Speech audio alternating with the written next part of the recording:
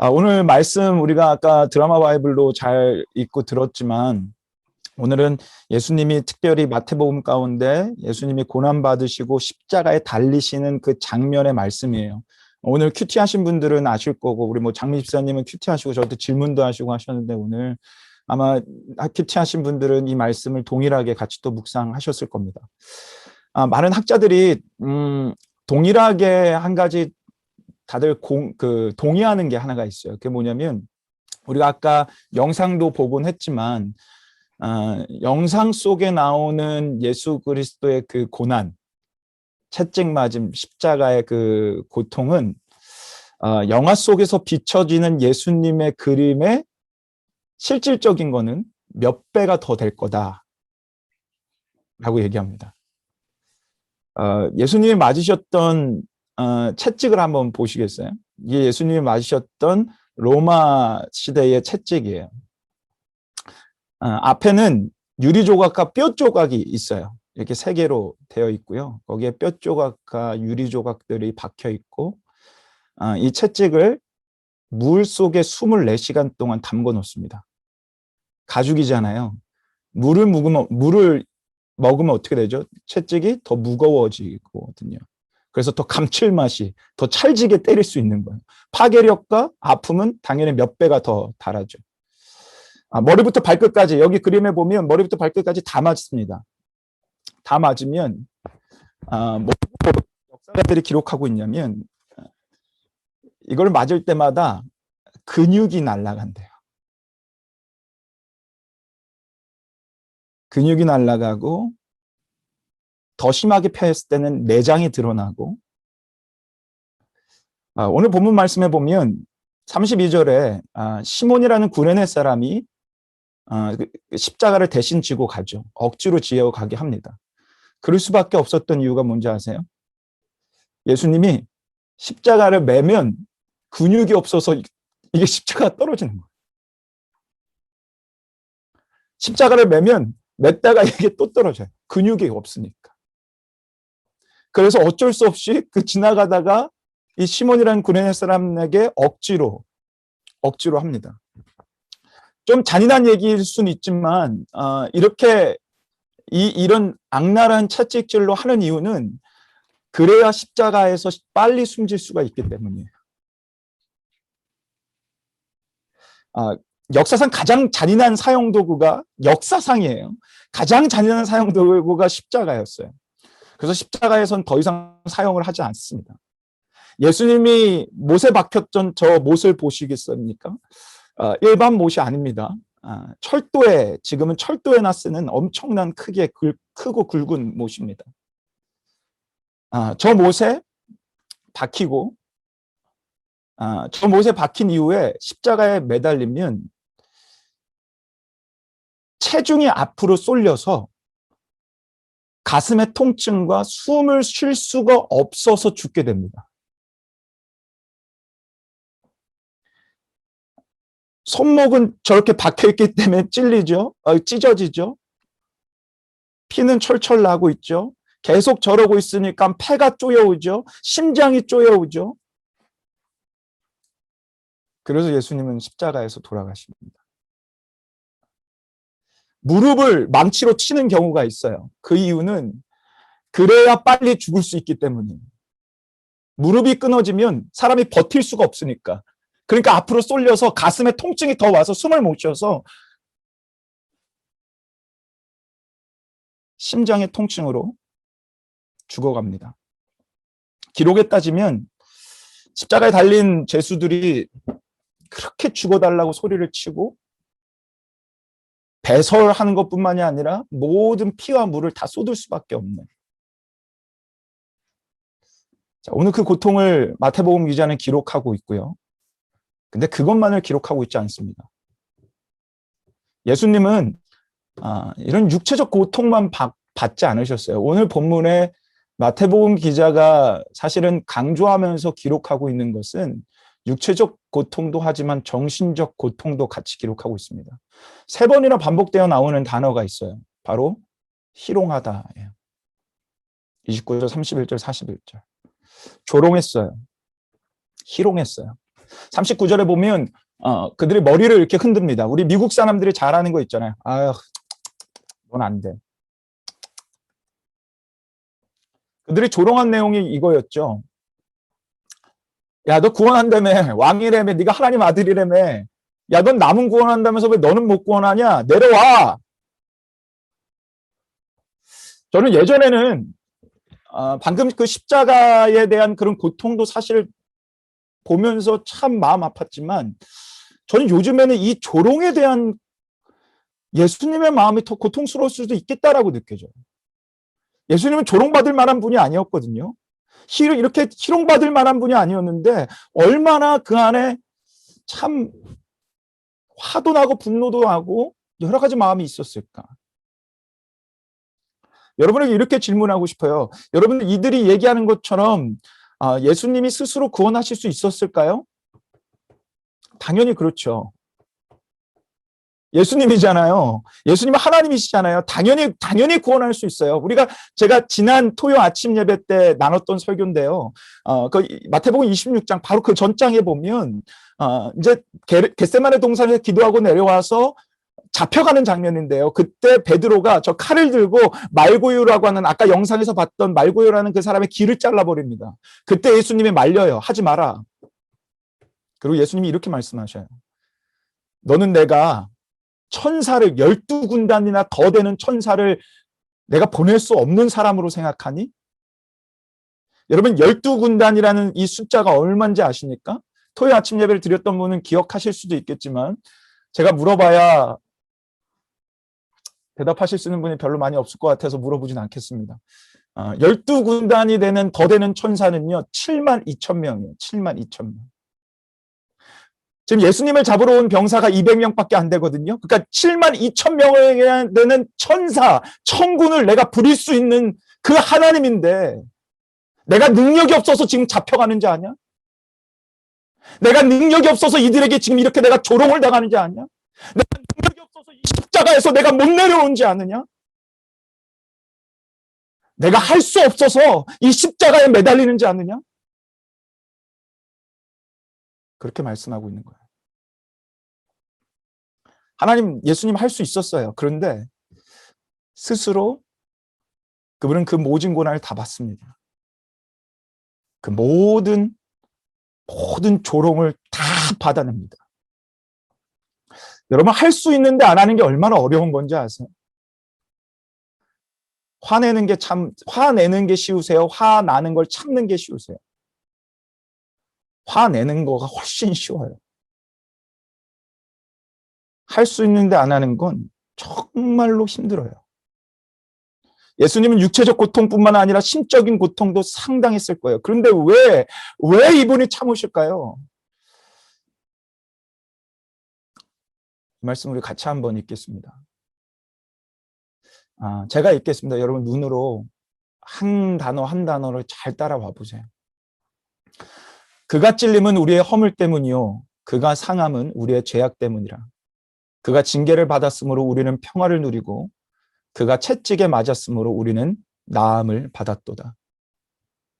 우리는 다 양 같아서 그릇 행하여 각기 제 길로 갔거늘 여호와께서는 우리 모두의 죄악을 그에게 예수 그리스도에게 담당시키셨도다.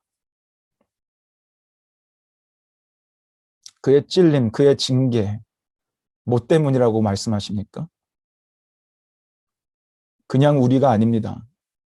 우리의 허물, 우리의 죄 때문이라고 말씀하십니다. 다 그릇 가는 그 제 길로 가는 우리 모두의 죄악을 그분에게 담당시키셨다고 말씀하세요. 오늘 본문에요. 이게 장미 집사님이 오늘 질문하신 건데요. 오늘 본문에 이런 말씀이 있어요. 쓸개탄 포도주를 로마 군병이 예수님에게 마시게 합니다. 이렇게 손을 껴서 이렇게 마시게 하는 이 장면의 그림이 보이시죠? 근데 그걸 맛보고 예수님이 맛보지 않아요. 여러분 이게 무슨 의미인지 아십니까? 십자가형을 대할 때 이때 당시 하나의 관례가 하나 있었는데 그 관례가 뭐냐면 이 쓸개 탄 포도주를 마시게 하는 거예요. 왜냐하면 쓸개는 마비를 시키는 역할을 하기 때문입니다. 자, 근데 봐보세요. 너무 고통스러우니까 조그마한 그레이스를 주는 거예요. 자, 이걸 마시면 그 고통에서 좀 덜해질 수 있습니다. 근데 예수님 마시셨습니까? 안 마시셨습니까? 예수님 안 마시셨습니다. 여러분 왠지 아세요?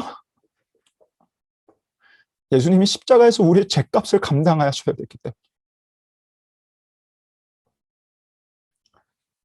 예수님이요, 우리 죄의 그 혼란, 그 무게를 십자가에서 하나도 빠짐없이 감당하셔야 되기 때문에. 사실은 우리가 치러야 되는 죄값인데, 혹독하게 치러야 되는데, 예수님이 그것을 쓸개탄 포도주를 거절하시면서까지 우리 인류가 겪어야 되는 모든 고통을 직접 몸소 겪으십니다. 그래야 우리가 살 수 있으니까. 쓸개탄 포도주를 마다하시는 것은 우리의 죄의 무게입니다, 여러분. 우리의 죄의 무게가 얼마나 무거운지를, 우리가 원래 감당해야 되는 그 형벌이 얼마나 무거운지를 예수님이 거절하면서 우리에게 보여주고 있는 거예요. 예수 십자가 볼 때마다 감사하고 사랑을 느끼는 거 너무 좋습니다. 그런데 왜 예수님이 저 모든 십자가를 감당하셨어야만 했는지를 우리 반드시 기억해야 됩니다. 왜를 잊으면 안 됩니다. 왜 십자가를 지셨고 왜 저 수많은 고통을 직접 몸소 겪으셔야 되는지 그 이유를 우리는 절대로 잊어서는 안 됩니다.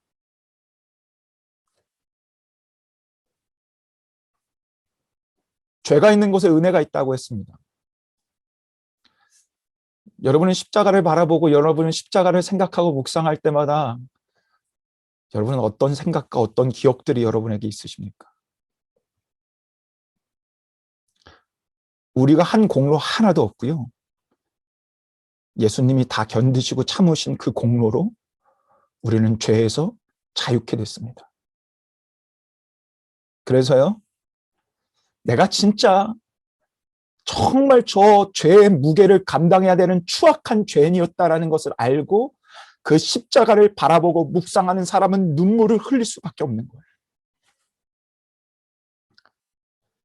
내가 얼마나 추악한 정말 죄인 중에 괴수였다는 걸 아는 사람은 예수 그리스도의 십자가를 바라볼 때마다 눈물이 나고 바라볼 때마다 주 앞에 무릎 꿇을 수밖에 없고, 그걸 아는 사람만이 예수 십자가에 같이 동참할 수 있어요. 저는 오늘 이 십자가 앞에 여러분과 제가 세 가지를 기억했으면 좋겠습니다. 예수님은 단 하나도 빠짐없이 우리의 모든 죄값을 치르셨어요. It is finished. 내가 다 갚았다.